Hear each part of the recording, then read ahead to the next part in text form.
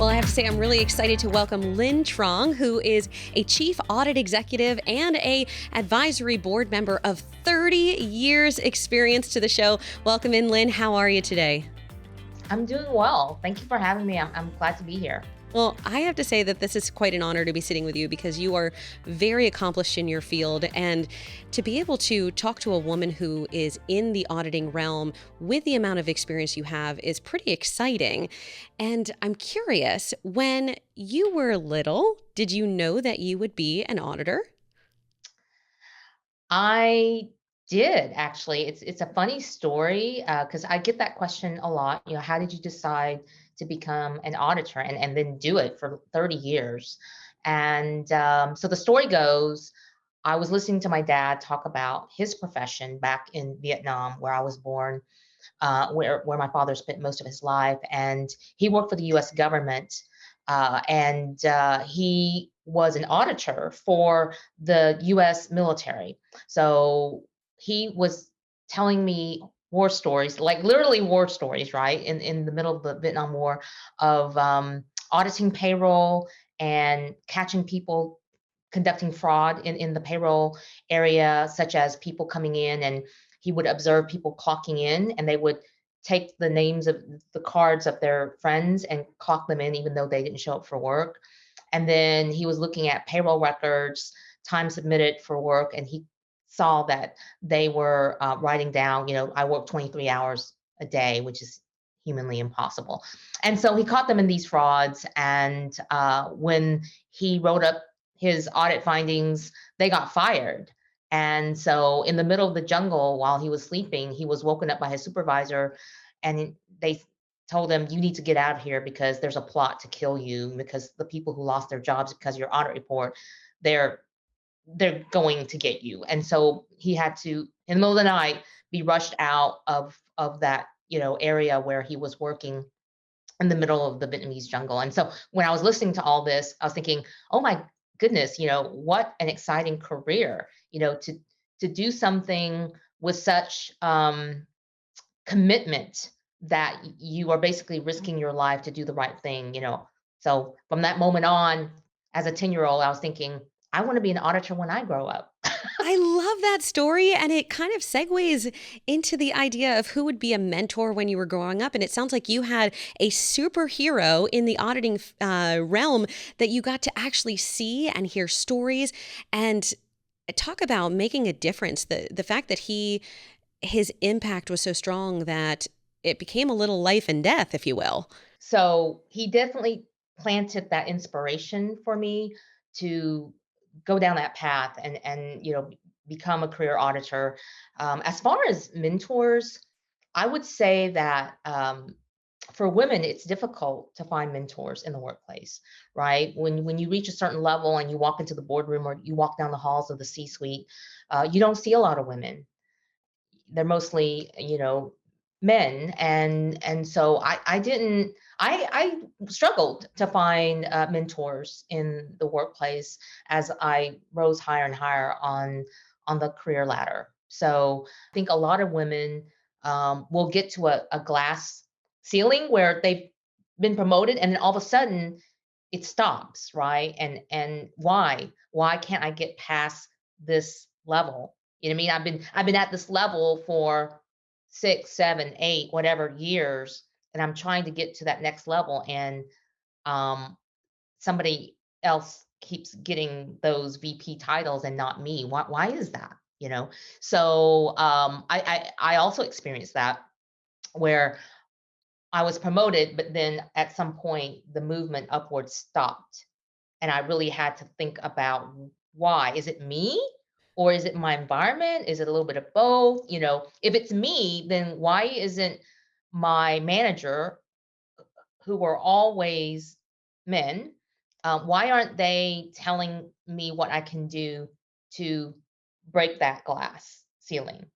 And I will see them, taking male proteges under their wings, right? They would go have a drink and talk about it, or they will go do some sort of sports events together. And I think they were afraid to take me under their wing the way that they know how, which is, these informal events or meetings or meetups, happy hour, whatever, because of the Me Too movement and just the fear of being accused of doing something appropriate, or spending inappropriate time with female professionals at work. And so that was a little frustrating that I didn't get that mentorship from men. And if there were women in the C-suite, they wouldn't think twice about taking me out to happy hour, taking me out to lunch, and not get accused of inappropriate whatever relationships. But there weren't any women in the C-suite.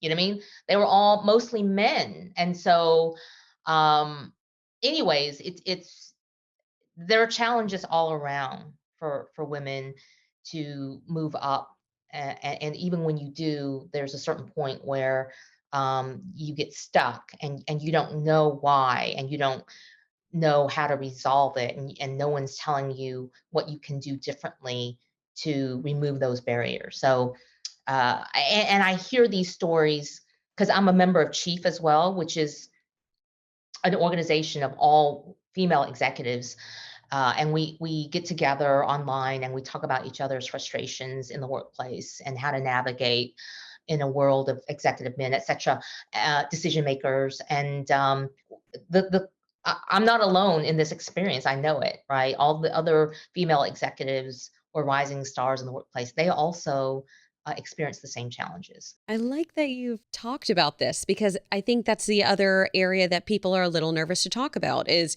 when your mentors are all of a different experience or life experience, I say, not career experience.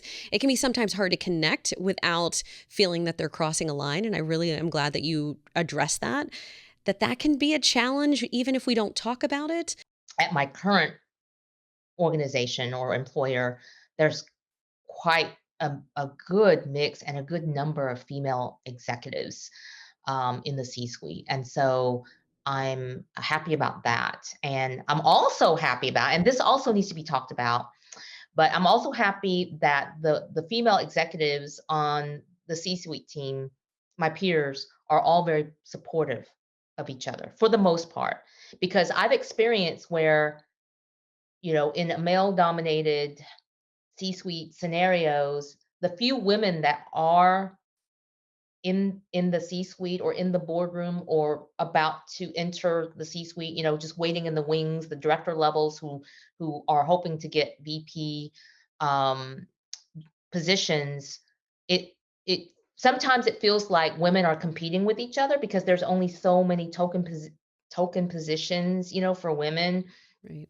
And so the way that some women react to that or respond to that is they have sharp elbows, and they're like, instead of reaching out to pull each other up, they're like stomping on us down so that we'll fall off the ladder. And that's not the way I feel about that at all. But there are women out there who are very competitive in that way. And I'm not judging, but that's just not how I roll. As a woman, I Doesn't have to appreciate be like that. Let's that. let's lift each other up. Let's help Yes, each other get more seats at the table. So we're not playing musical chairs for that one seat. Let's just pull up more exactly. chairs. So Lynn, I've been looking at your 30 years of experience again. Can't harp on how amazing that is enough, but I did notice that there were 2 years where I didn't see anything. What's the story behind that? Well, you didn't see anything in terms of a typical corporate America role where I stopped being a CAE, but so I actually stepped away from my one of my CAE positions of my own accord. It was my choice, and I gave my executive 2 months notice, and it was just a point in my career where I felt as if I was stuck. We kind of talked about reaching a certain level and then being stuck at that level for many, many years and not being able to move forward for whatever reason. That carrot kept being held further and further away from me. And so I thought to myself, well, if this is the highest level that I can get in the corporate America rat race, then I'm going to step off and do my own thing. I thought to myself, if I keep coming to work because the pay is good, even though I'm unhappy and unfulfilled, I just feel like a little bit of my soul is being taken away every day. And so I said, I talked to my husband. I said, I have to leave. I have to figure out what my next move is, what my next adventure is, but I have to leave. And he was very supportive. And so I did. And so I did all these things that I wanted to do. And in that process, I also found my passion again. My passion was sharing knowledge, teaching others. And so during that time, I found ACI Learning, right? I found you guys, and y'all gave me an opportunity to fulfill that passion and teach others what I knew. And so that was so fulfilling. And I got to do all these things on my own terms, right? On my own time, and in a way kind of be my own boss, right? Because I was a consultant, I wasn't on anybody's payroll. And during this time, I found my self-confidence again. I found my passion again. And it was really one of the best things I could have ever done for myself. And by the end of these 2 years, I was re-energized.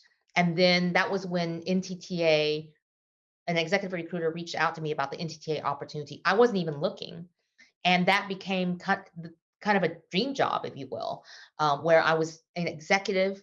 I got a promotion in that. I became a member of the executive team, reporting to the CEO, which was never even in my wildest dreams that I would achieve. And my responsibilities expanded beyond just internal audit to ERM as well, which was also a passion of mine, was risk management. And so it all worked out well. It was very scary at first, and I know a lot of women during the Great Resignation is contemplating a move, but they're just scared to pull the trigger because the fear of the unknown. But I can tell you that that it's absolutely the best thing that you can do for yourself. If you are not, if your cup is not getting filled right now, wherever you are, and it's being emptied out every day, you need to make a move, because a piece of your soul is dying every time you are going back into a work situation where you're not happy and you're not fulfilled for whatever reason that is. And it will all work out. It will be fine. So Ah, I needed to you'll look hear for that. how you can exit. Yeah. I needed to hear that, Lynn. And the great resignation is something that, trying to explain it to another generation of when they would stay in a career that they were unhappy with, 9 to 5 from the year they graduated from college till the year they retired. That is no longer the case. And I think that chasing joy is the replacement, where you find what is working for you in the environment that's working for you, in the place that you feel valuable and confident. And when that no longer is the case, we tend to move on to the next situation. Is that correct? Yeah, I mean, the analogy that I like to use is that, when a flower doesn't grow in an environment, do you blame the flower, or do you blame the amount of water that it's getting, the amount of sunlight that it's getting, the soil content? I mean, it's the corporate culture. And I'm not saying this corporate culture is bad or this corporate culture is good. I'm just saying that each flower, that's the female executives, or the female professional, all of you out there, you have to find what soil, what environment, what corporate culture will help you to grow and bloom. Because if you're in the wrong environment, if you're a rose trying to grow and thrive in the desert, um, th- no matter how hard you work, you're probably, it's not going to work. Now, a cactus will grow and thrive in the desert. So really, we have to bear some responsibilities in recognizing what environment we're in and what environment we need. So we need to be self-aware enough to recognize when it's the wrong environment for us to thrive and grow and remove ourselves, but being self-aware enough to know what helps you to grow and thrive, and whether that's being met in the current environment you're in. And if it's not, make your move. Start to think about your exit strategy, and find that environment where you can thrive and grow. All right. Well, let's talk about some advice you might have for our viewers who are watching this, if they are just starting out their career, or maybe they're just trying to break through that glass ceiling that is right ahead. What would you say to the person who's watching? My advice is every job decision you make, you need to view it like you're the curator of a museum. What kind of resume do you want to build? What kind of LinkedIn profile do you want to build?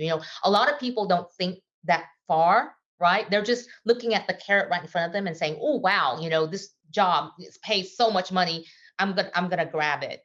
And what they don't think about is that job may pay a lot of money, more money than this other job, and you're deciding between job A and job B. But putting the money aside, as long as both of them are paying market, uh, which job will actually look better on your resume, right? So if you look at my resume, it's built in a way, it's curated in a way very carefully that there's multiple industries. So to show that I'm flexible, right? I'm not pigeonholed into just one industry. So they can see that I'm very diverse in my industries and I'm capable of learning a new industry. And then you also notice that I have multiple certifications. So a lot of people, when I look at resumes when I'm hiring, they have 20 years of audit experience and no certifications. And I'm thinking, why wouldn't you get a certification? You've been in that field for 20 years. You know what I mean? So you need to curate your career in a way where when you look back and you were an employer, you would be interested in calling you up for a job interview. So what does that resume look like? Whatever path or whatever ultimate career goal you have, what does your resume need to look like? And you need to build it with every job decision that you make and not just look at that short term decision making criteria, but long term criteria. So don't look at just the money because sometimes that's just very short term decision making, right? So I would encourage everyone, including women, to get out of your comfort zone and take on opportunities that might seem scary. Um, Go further, literally in my case, right? And try new things and go into uncharted waters because I think that it will really help you to grow as a person and as a professional. So I highly recommend that. Well, I'm not going to let you go until you tell us a little bit about this book that you're writing, though. So the premise of the book is you can't regulate bad behaviors. You can't regulate fraud out of the equation. Clearly, SOX proved that. And so there are 7 sins uh, to that dysfunctional corporate culture that can breed these bad behaviors that ultimately cause the fallout. And so I go through each of the 7 sins, and I also offer up uh, solutions. What are the healthy attributes to counter these 7 sins of bad, dysfunctional, toxic corporate culture? And so I'm hoping that this will help all organizations, leaders in any discipline, in any industry, to tackle toxic corporate culture. Well, I have to say, I'm very excited about this book because it's The Seven Deadly Sins of, what is the title? Organizational culture. Yeah, Excellent. Okay. So we can be on the lookout for that. And I know that absolutely. I'll be probably the first in line when that book hits the shelves. I'll Uh, send you a complimentary book, Thank you. Oh, signed can you copy. sign it? Oh, excellent. Yeah, absolutely. Well, Lynn, thank you so much for joining us. And we really appreciate just hearing your story and getting to hear some advice from you. And stay tuned for you at home because this is not the last time that we'll be visiting Lynn. And make sure you look for her book. Thanks, Lynn. Thank you. Thank you for having me. Had a great time.